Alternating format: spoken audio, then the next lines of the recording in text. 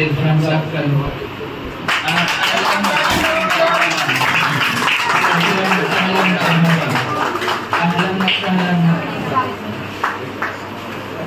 आप आए तो बाहरों ने लुटाई खुशबू।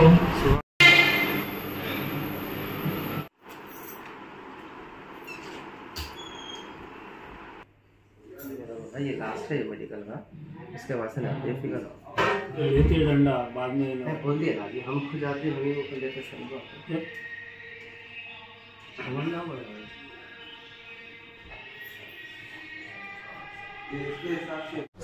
अस्सलामु अलैकुम वरहमतुल्लाहि वबरकातुहू। Doctor Irfan, doctor GM Irfan, doctor degree MBBS, MCH, doctor MCH, और फ्रांस से जाके और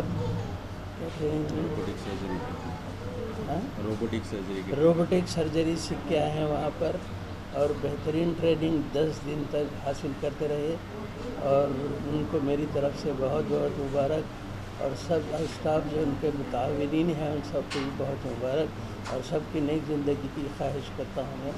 खुदा हाफ़िज़, फ़ी अमानिल्लाह। अस्सलामु अलैकुम वरहमतुल्लाहि वबरकातुहू।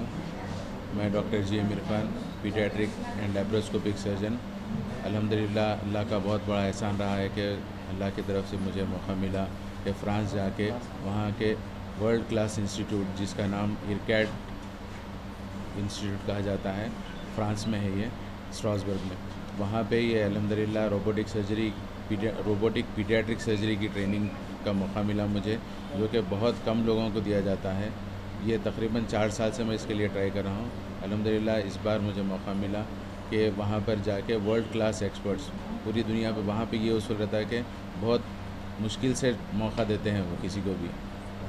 और आम सर्जरी और रोबोटिक सर्जरी में क्या फ़र्क है? रोबोटिक सर्जरी और आम सर्जरी में ये है कि बिल्कुल कम होल्स, जैसा जो लैप्रोस्कोपी सर्जरी के ये एडवांस्ड फॉर्म है रोबोटिक सर्जरी। रोबोटिक सर्जरी का मतलब ये नहीं कि रोबोट सर्जरी करते हैं इसमें जो रहता है कि जैसा लैप्रोस्कोपी में 3 होल्स की सर्जरी रहती है, वैसे ही 3 होल्स ही रहेंगे, मगर इसमें जो आर्म्स, जो इंस्ट्रूमेंट्स अंदर जाते हैं वो रोबोटिक इंस्ट्रूमेंट्स रहते हैं, जिसका कंट्रोल सर्जन के हाथ में रहता है। तो उस सर्जरी में कितने अमराज का इलाज किया जा सकता है? इसमें बेहतर ये सर्जरीज़, ये रोबोटिक सर्जरीज़ कॉम्प्लेक्स सर्जरीज़ के वास्ते बहुत बेहतरीन है, चाहे वो थोरैसिक हो, चाहे चेस्ट के लिए रहो या चाहे पेट के लिए रहो। तो इसमें यह फ़ायदा रहेगा कि कॉम्प्लेक्स से कॉम्प्लेक्स सर्जरीज़ भी बिल्कुल बग़ैर बड़ा चीरे के, बड़ा ओपन करे के, सिर्फ 3 होल से 4 होल से सर्जरीज़ किए जा सकते हैं। आपके पास इस सर्जरी के लिए क्या क्या सहूलतें हैं? इस सर्जरी के पूरे हैदराबाद में 2 या 3 सेंटर्स ही है जहाँ पे ये सर्जरी अभी हो सकती है, और पीडियाट्रिक सर्जरी के एक्सपर्ट्स तो पूरे हैदराबाद में शायद 1 या 2 हैं बस। हैदराबाद में आपके अलावा और कोई एजाज़ ये हासिल किया है? बाहर से फ्रांस से ट्रेनिंग करके तो कोई भी नहीं है, पूरे हैदराबाद में कोई भी नहीं है ट्रेनिंग। इंडिया से ट्रेंड है 1-2 सर्जन्स, मगर पूरे इंडिया में खुद 3-4 सेंटर्स है जहाँ पे पीडियाट्रिक रोबोटिक सर्जरी हो रही है। और हैदराबाद के अलावा और कोई एजाज़ हासिल किया है? अल्हम्दुलिल्लाह अल्लाह के फजल से यहाँ पे फ्रांस से जो इरकैड इंस्टीट्यूट से जो रोबोटिक सर्जरी की ट्रेनिंग हो के आए हैं, उसमें तो कोई भी नहीं है ऐसा। रोबोटिक सर्जरी का फ़ायदा ये रहता है कि रोबोटिक्स जैसे लैप्रोस्कोपिक सर्जरी में स्ट्रेट इंस्ट्रूमेंट्स रहते हैं, इसमें जो इंस्ट्रूमेंट्स यूज़ किए जाते हैं वो रोबोटिक इंस्ट्रूमेंट्स रहते हैं। वो रोबोटिक इंस्ट्रूमेंट्स में रिस्ट मूवमेंट्स अच्छे रहते हैं, जिससे कॉम्प्लेक्स से कॉम्प्लेक्स सर्जरीज़ बहुत आसानी के साथ किए जा सकते हैं। मगर ओवरऑल इसका ये रहता है कि कॉस्ट फैक्टर जो है सो वो रहता, कॉस्ट फैक्टर इसमें ज़रा ज़्यादा है, क्यों मतलब अभी इनिशियल स्टेजेस में रोबोटिक सर्जरी के जो आर्म्स होते हैं वो बहुत महंगे हैं। आगे इंशाअल्लाह ताला ये जब जैसा सस्ते होने लगेंगे, इंशाअल्लाह ओवरऑल रोबोटिक सर्जरी का कॉस्ट कम होने लगेगा। पहले भी लोगों का ये था कि लैप्रोस्कोपिक सर्जरी बहुत कॉस्टली है, कौन कराएंगे बोलते, मगर आज आप देखिए कि अल्हम्दुलिल्लाह हर कोई लैप्रोस्कोपिक सर्जरी के लिए तैयार है। तो इंशाअल्लाह आगे फ्यूचर 1 से 2 साल के अंदर हमारा सोचना यह है कि ज़्यादा से ज़्यादा रोबोटिक सर्जरी, जैसा कि US में मेजॉरिटी सर्जरीज आजकल रोबोटिक सर्जरीज ही हो रहे हैं, तो इंशाअल्लाह इंडिया में भी आने वाले फ्यूचर में इंशाअल्लाह ये चीज़ शुरू हो जाएंगी।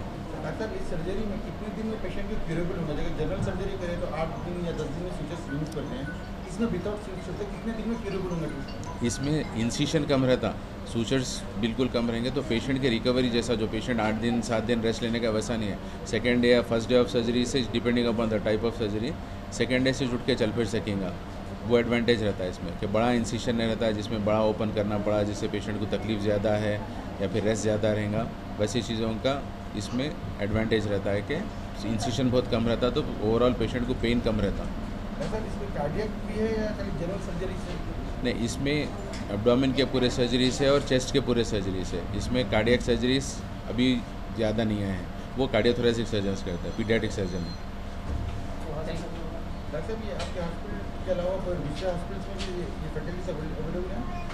हाँ, अभी हैदराबाद में सिर्फ 2 ही सेंटर्स है, अपोलो और किम्स है, वहाँ पे ही अवेलेबल है सर्जरी। वहाँ पे इंशाल्लाह हम ये सर्जरीज परफॉर्म कर सकें, हमारे पेशेंट्स को लेके जाके ये सर्जरीज कर सकते हैं हम भी। इंशाल्लाह इन फ्यूचर हमारे हॉस्पिटल में भी रोबोटिक सर्जरी का पूरा इंतजाम किया जाएगा। OCD में आप फर्स्ट डॉक्टर हैं जो आपकी क्लिनिक में यहाँ पर ये सर्जरी अवेलेबल है? इंशाल्लाह ताला।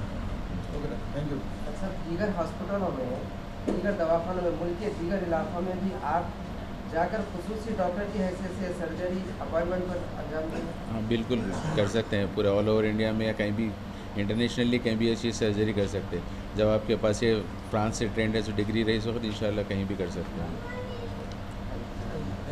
अस्सलामुअलैकुम वरहमतुल्लाहि वबरकातुहू।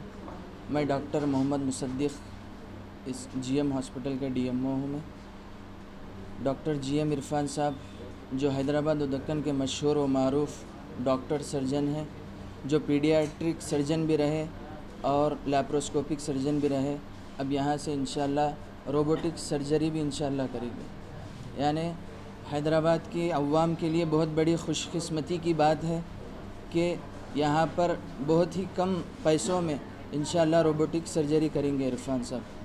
तो इरफान साहब का मकसद ये है कि सब